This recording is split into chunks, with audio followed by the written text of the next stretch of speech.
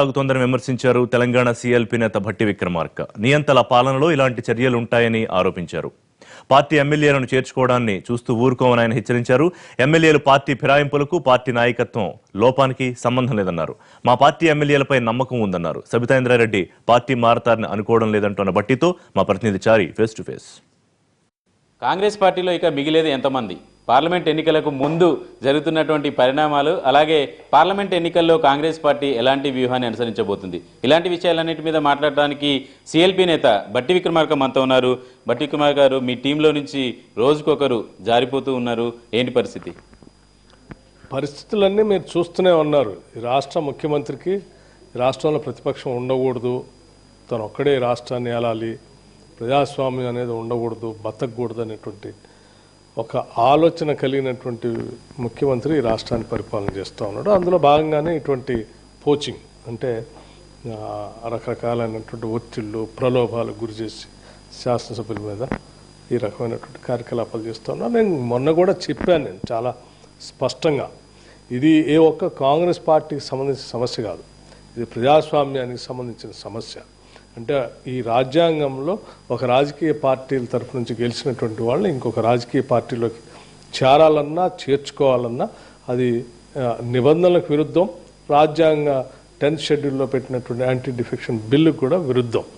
అటువంటి బిల్లు ఇంత అడ్డగోలుగా పచ్చిగా ఈ తెలంగాణ రాష్ట్రంలో ఈ రకంగా అది జరుగుతూ ఉన్నప్పుడు డెఫినెట్గా ఇది తెలంగాణ రాష్ట్రంలో ఉన్న ప్రజాస్వామ్యవాదులే కాదు, యావత్ భారతదేశంలో కూడా దీని మీద చర్చ జరగాలని నేను మొన్న చెప్పాను, ఇప్పుడు కూడా చెప్తా ఉన్నాను. చాలా లోతుగా చర్చ జరగాలి. చర్చ జరగకపోతే ఇది ప్రజాస్వామ్యానికే ప్రమాదం. ఫిరాయింపులకు సంబంధించినటువంటి అంశాన్ని చూస్తే మీరేమో టీఆర్ఎస్ని తప్పుపడుతున్నారు, టీఆర్ఎస్ ఏమో మిమ్మల్ని తప్పుపడుతుంది. ఫస్ట్ వైఎస్ రాజశేఖర రెడ్డి ఉన్నప్పటి నుంచి పార్టీ ఎమ్మెల్యేలను ఫిరాయించింది మీ పార్టీ, ఇప్పుడు మళ్ళీ ఫిరాయింపుల గురించి మాట్లాడడం ఏంటనేది ప్రధానంగా సమస్య. వాళ్ళ అధికారంలో, మీరు అధికారంలో ఉన్నప్పుడు ఆ పార్టీ వాళ్ళని, వాళ్ళ అధికారంలో ఉన్నప్పుడు మీ పార్టీ ఎమ్మెల్యేలను లాక్కోవడం, ఇది రాజకీయ పార్టీలకు పార్టీ ఫిరాయింపులు అనేది ఒక ఆనవాయితీగా వస్తుంది. నేను మాట్లాడేది తెలంగాణ రాష్ట్రం గురించి.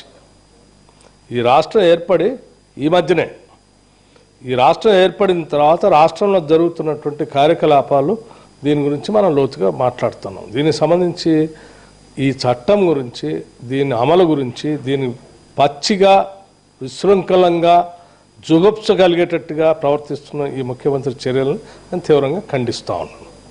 అంటే ఏదో ఒకరిద్దరు సభ్యులను తీసుకోగానే రాష్ట్రంలో అసలు ఆ రాజకీయ పార్టీ ఉన్నదనే మన భ్రమంలో ఉంటే అది చాలా ఏదో కామెరలు వచ్చినోడికి అంతా ప్రపంచం అంతా పచ్చ కనపడినట్టుగా అనుకోవటం తప్ప పార్టీని ఎవడు కదిలించలేడు అని చేయలేరు. నియంతలాగా ఈ రాష్ట్రాన్ని గుప్పెట్లో పెట్టుకొని నడపాలనుకుంటే ఇది పొరపాటు. మేమేదో చూస్తూ ఊరుకుంటాం అనుకుంటే కూడా పొరపాటు. డెఫినెట్గా దీనికి సరైన రీతిలో దేశవ్యాప్తంగా దీని మీద చర్చ జరిగేటట్టు చేస్తాం. మోరల్గా అంటే నైతికత బాధ్యత వహించి ఇతను ఈ దేశంలో తలదించుకునేటువంటి పరిస్థితి కూడా తీసుకొస్తాం. దాంట్లో ఏం సందేహం లేదు. పార్టీలోనే మీరు చెప్పినటువంటి ఎమ్మెల్యేల పార్టీ ఫిరాయింపుకి సంబంధించిన అంశంలోనే భిన్న రకాల చర్చ జరుగుతుంది.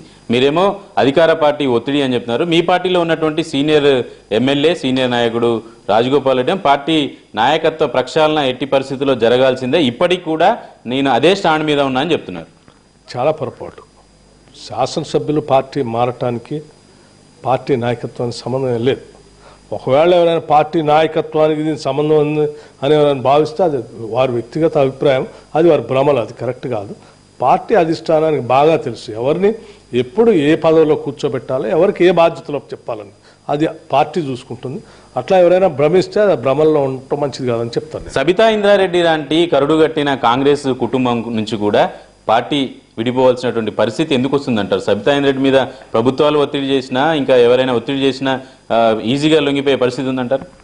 అంటే మీరు అడిగిన ప్రశ్న నా దగ్గర సమాచారం లేదు. నాకు వారు చెప్పిన దాని ప్రకారం మొన్న సిఎల్పి సమావేశంలో వారు మాట్లాడిన దాని ప్రకారం నేను ప్రగాఢంగా నాకున్నటువంటి నమ్మకం, నేను చాలా స్పష్టంగా, తను పొరపాటును కూడా పార్టీ వదిలిపెట్టి వెళ్ళదు తను చెప్పినటువంటి మాటల ప్రకారం.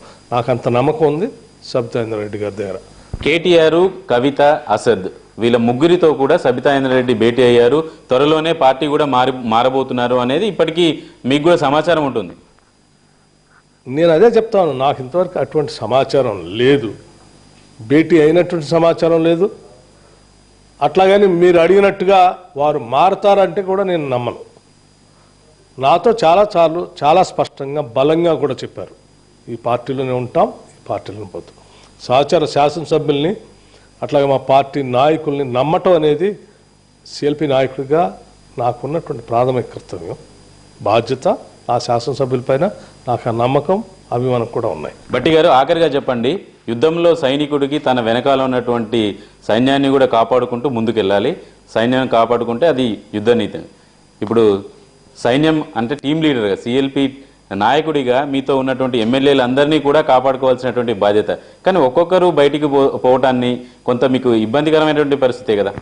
సరే, శాసనసభ కాంగ్రెస్ పార్టీలోంచి గెలిచిన శాసనసభ్యులు ఒకళ్ళిద్దరు పోవటం అనేది పార్టీ పరంగా ఎవరికి ఇష్టం ఉండదు, ఎవరు ఇష్టపడరు అది. సో పార్టీకి సంబంధించిన వ్యక్తిగా నాకు కూడా ఇష్టం ఉండదు. నేను పార్టీ ప్రయోజనాలు చూసేటువంటి వ్యక్తిని, వ్యక్తుల ప్రయోజనాలు చూసేటువంటి వ్యక్తిని కాదు. Right, thank you very much. మొత్తానికి టీం లీడర్గా తను ఎమ్మెల్యేలు, తనతో ఉన్నటువంటి ఎమ్మెల్యేలు అందరినీ కూడా వాళ్ళని కాన్ఫిడెన్స్లోకి తీసుకోవాల్సినటువంటి అవసరం ఉంటుంది. కాబట్టి ఎవరిని అనుమానించాల్సినటువంటి అవసరం లేదు, అనుమానించే ఆ పరిస్థితులు కూడా రావు అని చెప్పేసి సిఎల్పి నేత భట్టి చెప్తున్నారు. పార్లమెంట్ ఎన్నికలకు సంబంధించి ఇప్పటికే ప్రచారాన్ని కూడా ముమ్మరం చేసినట్టుంది కాంగ్రెస్ పార్టీ. ఇక త్వరలోనే ప్రచార కమిటీకి సంబంధించినటువంటి షెడ్యూల్ కూడా రాబోతుంది. కెమెరామెన్ అశోక్తో చారి, ఎన్టీ